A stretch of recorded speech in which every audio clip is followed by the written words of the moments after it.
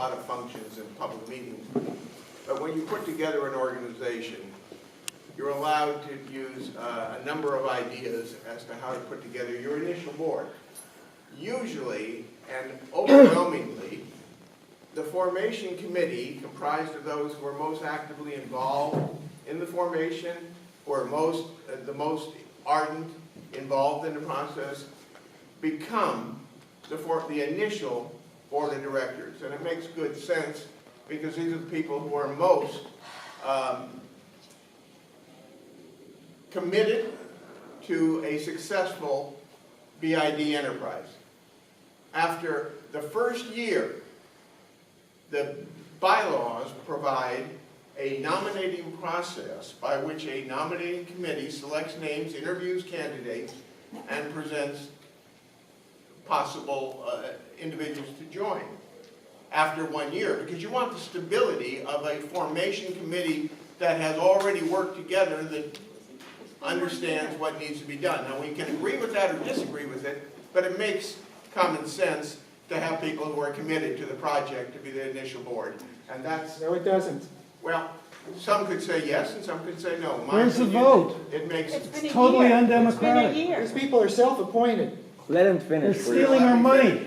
I appreciate there's a lot of frustration. I appreciate that there's been some assessment funds collected, but have not been spent, is my understanding. Excuse me.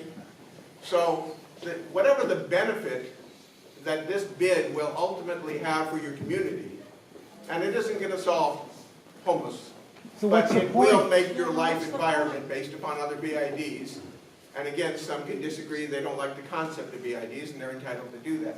But successful BIDs have made life better for the community.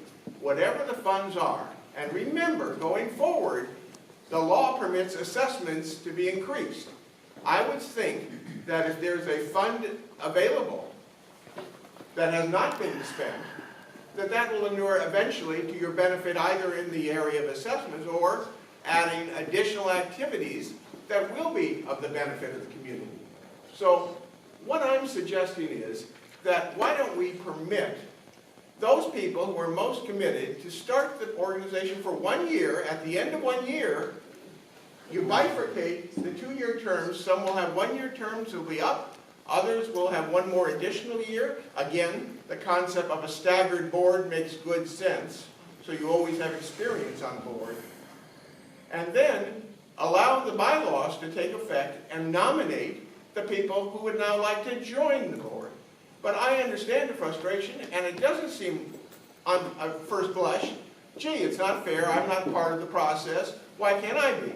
You are part of the process, but those who started the process are the ones who've committed time and energy to be up here and to start your organization. That explains it. You may not agree with it, but that's the explanation as to why.